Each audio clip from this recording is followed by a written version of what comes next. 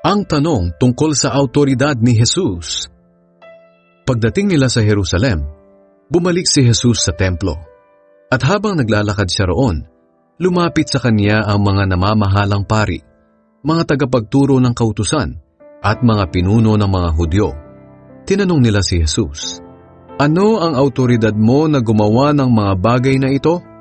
Sino ang nagbigay sa iyo ng autoridad na iyan?"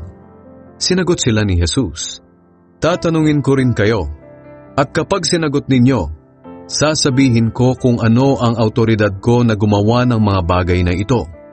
Kanino galing ang autoridad ni Juan para magbautismo? Sa Diyos o sa tao? Sagutin ninyo ako." Nag-usap-usap sila. Kung sasabihin nating mula sa Diyos, sasabihin niya, "Bakit hindi kayo naniwala kay Juan?" Pero kung sasabihin nating mula sa tao, magagalit sa atin ang mga tao. Takot sila sa mga tao dahil naniniwala ang mga tao na si Juan ay propeta ng Diyos.